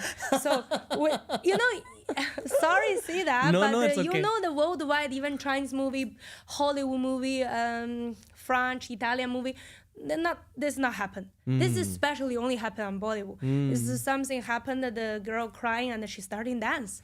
And there's some celebration, there's like a 2 main road that dance at the front, there's a million people drawing after, it's like a big dance. We're Chinese, I was like, what's going on? Yeah? But I heard Yeah. this is because before the Indian in the cinema, the movie, they want a longer. So in our country, we don't. Now it's different. Now it's changing, but we don't have a music industry by itself. It's changing now. Now there's a lot of pop stars. There's a lot of bands coming up. But traditionally, our films have kind of been the big brother of the music industry. It's sad because we have very talented musicians. So the best musicians in our country often it's either very classical, so then you become very artistic. It's for like very rich people. But for the masses, if you want to present your music, it's mostly through the film world. And even films, they do their marketing a lot through the music. This is good actually. Is I mean everything, nothing in the world is all negative or positive. It's all in mix. Yeah. So I can know that if you want to be an actress or actor in India, it's not easy, right? Yeah. You need good acting. You even need dancing. You need sing. Yes. So I'm really proud of them. Sing you don't need. Singers are there who do background on singing. the back. All right. Yeah. But- It's patan. Yeah, but if you're a good dancer, it helps you a lot as an actor. It's Wow. one of the main things as an actor. Cool. Like- I mean, like it's hard to be a celebrity in India. Yeah, a lot of pressure. And also we have so many people, so fame is very chased in India. Exactly. Yeah. Yeah. Everyone want to be famous, but not everyone can handle like this all job in same time. Yeah. But by the way, I want to say my favorite actor. I think it's Amir Khan, right? The Three yeah. Idiot is. Yeah. Amir Oh, Khan. I love him. You like Three Idiots? It's the best movie of India in China. Like, not only me, everyone love it. He have a couple of a movie, but we translate different name. He's one of the most popular, I think. But this like depends the age of the taste. I am personally like him more, but I know there is some old generation like my parents they like Samir Khan. Also, Salman Khan. Salman Khan. Sorry, Salman. See, in Chinese we so hard to pronounce Indian's name. Really, that's a problem. Yeah. So Samir Khan, also Amir Khan, and also we just see they're all Han. Sorry, but it seems like you heard us name like a Ching Chong, It's same. I'm sorry. It's okay. Yeah. It's okay. Wow, I'm so glad that you were talking so openly. Yeah. I will be definitely banned. India banned. This face not allowed enter. No, I think you've gained a lot of Indian fans, honestly. Inshallah. Okay, I saw a video of you interviewing Hrithik Roshan also. Yes. Yeah? He's like our best looking Indian ever. That's how we look at Yeah, it. he doesn't get old. Yeah. You think he's a handsome man? Yeah, as a Chinese, we think he's hot. Yeah? Yeah, Like people know Hrithik Roshan in China? Yeah, he have a couple movie or is when translated in China as a public people watch it. He have quite good fans in China. Do you remember which movie? We translate different name. But what was it about? One was action. Yeah, like action movie. Recent? No, old one. Yeah, it was. Was he a superhero? Yeah, he was one saved he's the main role and he saved there's a girl fight the mafia. Mafia. Yeah, I don't know. It's like bad people. Is he wearing black clothes in it? And does he have a mask? I think so. Yeah. Okay. He was a superhero. That was our first superhero. It's called Krish. We translate totally different. I would find, but it was really old movie. Yeah. Yeah. Okay. Which other actors? Any actresses? Female actors? We don't know her name, but there was one Indian girl, really beautiful. She had a movie with Amir Khan with I think she was green or blue eye. Kareena Kapoor. Yeah, but she danced quite good. You know the funny thing the secret. We trust your guys' name really differently. Not only your guys, everything. For example, we call Amir Khan 叫阿米尔汗. Okay, that's quite similar, but there's Saruman Khan. Salman Khan becomes Saruma Khan. Yeah, it's so different. It's also about we have really weird translator. Yeah. For example, let's talk about the American celebrity. These days, the Kanye West come to China for concert, and we translate he as 侃耶, but 耶 in China is coconut, And we put his photo with coconut together. Is like his face and a round coconut. So can, yes, like a can coconut. So there's a lot of bad joke. I'm sorry, but I talk too much. No, this is great. So, yeah. It's amazing. Is Taylor Swift popular in China? Yeah. People listen to Taylor Swift? Oh, she's really famous in China. I think she have the most fans of the American singer. Why? She attract a lot of different age people.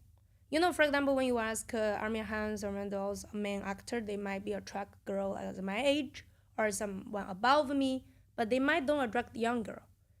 You know, the young girl, they like K-pop, like Even in India? yeah, Korean, like I not my type of tea. I'm not judging, but they are like boy makeup, like so skinny. Little more feminine. Yeah, exactly. Feminine energy, but the age of us or more above, they like man like a real hero. But the young age, they like that. This is target all different audience. Everyone like different thing. But you know who is more famous right now in China? Yeah. Not all this Bollywood star. Then? It's the billionaire.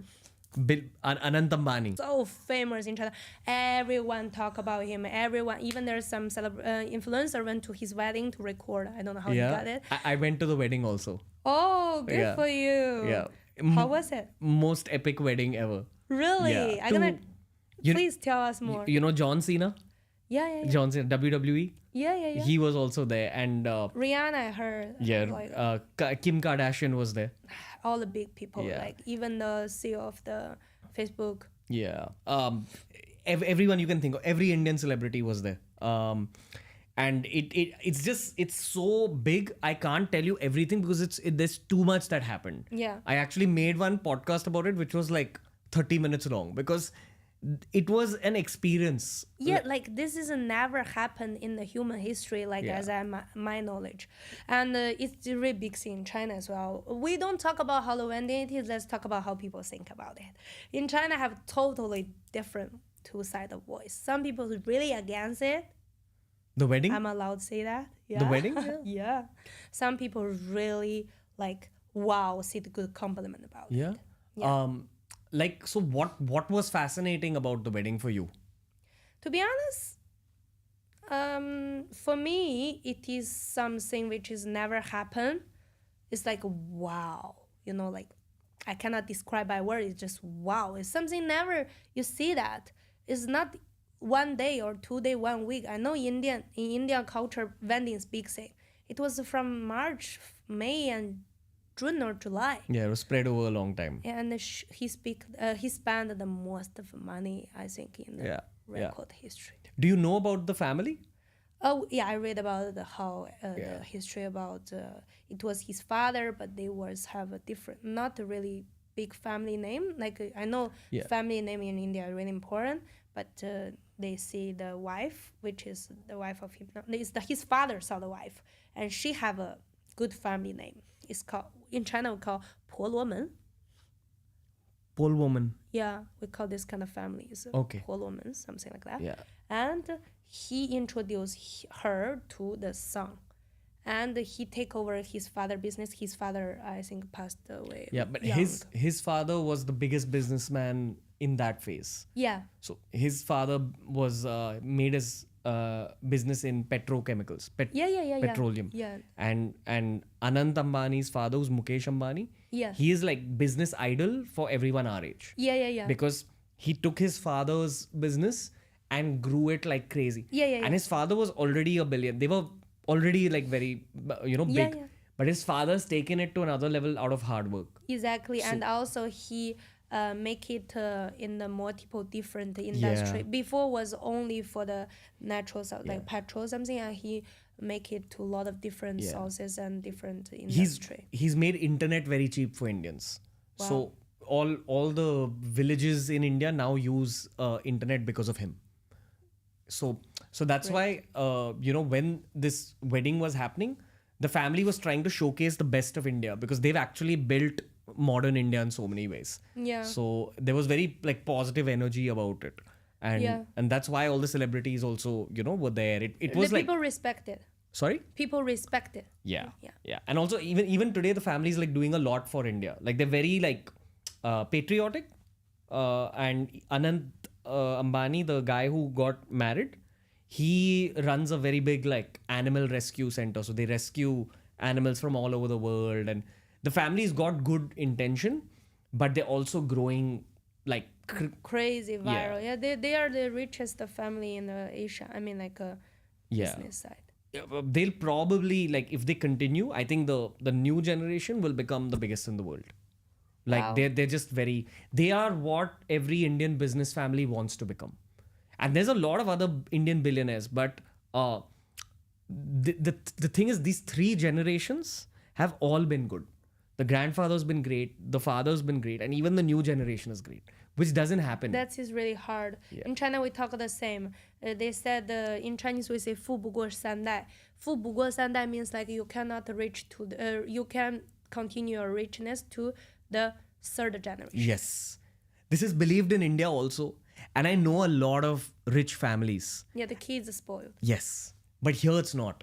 Yeah. Here the kids are actually growing the thing. So I don't know, there's too much blessings of God. That's how I look at it. Exactly. Is because as us, as a foreigner, I just really honestly to tell that's because we don't really understand much of the story, but we see part of the media. It's again media. This shows this vending in the two sides. The people sometimes say, it's too much spend money. And somebody said, wow, it's great to see how India as people was said not really developing well, but see how what they can do, as you said, is show example. But I'm really, really glad again today we have this meeting, this conversation.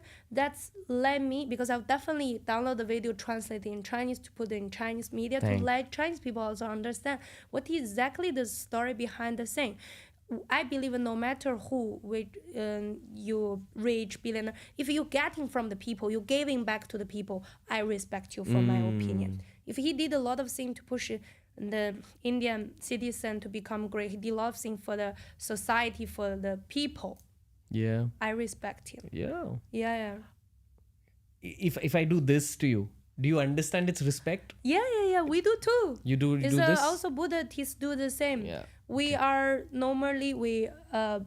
Bow. Yeah, bow, and now we shake hand. We do this also. It's like blessing. Yeah, it's like respect to you. Yeah. So I do this to all of China. Same to all the Indian people, the lovely people. Yeah. Likewise. Did you have fun today on this Amazing. podcast? I believe that's it, just the beginning. Yes. I really invite you. I'm seriously to China, but find your schedule.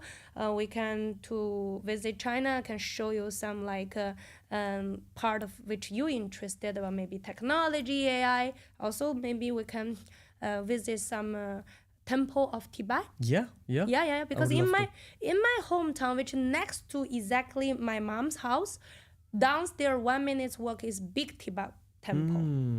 Yeah, so we can go visit this part as well, and we can of course show you some good vegetarian food. Thank you. And welcome everyone to visit China. No, I would love to. Before I let you go, there's one last question. How do YouTubers like me who are in India grow in China? Is it possible? China banned YouTube. No, can we upload it on like TikTok. Okay, so any people want to go into the China media, it's not that hard. Just there's couple of different channel for long time video. Like not TikTok is mostly for short, like a 30-second or 1 minute. For YouTube, mostly we use Bilibili. I will write you the name down also. And Bilibili, and also we have Youku and iQIYI. Those three channel, you could put the long this kind of podcast, like long video for interview. Then you can same video upload, just put the Chinese subtitle. Actually, we love watch this kind of interview and vlog. We have a lot of overseas blogger that we use them video and translate in China, put in there. Yeah. There is sometimes they did by themselves, sometimes they did it by through the agency. But we love watch it. Yeah. Okay. Mary, I can actually talk to you for 10 more hours. Same. But just want to say thank you. This has been so nice talking to you. And you have gained a lot of Indian fans today. That's what I can say. Gee, bye. Thank Great conversation. And again, media never shows friendship between India and China and real conversation. So I hope we've changed something for both our countries today. Okay. So can you teach me how to say I love you in India? Uh, In Hindi. I'll say one word. Okay. Bharat is Bharat? Bharat is India's name. Bharat. Bharat. Bharat. Yeah. So you can look there Okay. and say Bharat, Bharat. मैं आपसे मैं आपसे बहुत प्यार बहुत प्यार करती हूँ. करती हूँ. That's And we'll come to China also. Make me give an message to Chinese people in Mandarin. Easier. Yeah. 我爱你 Why ni? 中国 Chungwa. That's it. That's it. Yeah. Why ni? Chungwa. Thank you for all the Chinese friends. Thank you. Thank you so much, Mary. We'll see you soon. That was the episode for today, ladies and gentlemen. The entire idea behind the English version of TRS is to bring you global perspectives, perspectives from outside the world of Indian media. Even we've produced geopolitics specials on China where we speak about India-China relationships from a political standpoint, but I genuinely believe that it's very important to know the civilian perspective of another nation as well. Today we covered aspects of China. Tomorrow I'd like to cover aspects of Pakistan, Afghanistan after that, America, the UK. I'd like to cover civilian perspectives from every single country in the world, honestly, because I know that the geopolitical perspective will be covered on this show and other podcasts anyway. The theme of today's episode was friendship. The theme of today's episode was easy conversation. So I hope you enjoyed the slightly experimental episode of TRS. Yuchin Lee, aka Mary Lee, will be back on the Ranveer Show. I'll link her social media handles down below. Make sure you give her a follow. And please tell me your detailed opinion on this particular episode. It was a lot of fun for me to record. It was a very strong amount of perspective building for me, but I'd love to know what the audiences thought as well. Please send in your feedback and keep listening to the Ranveer Show.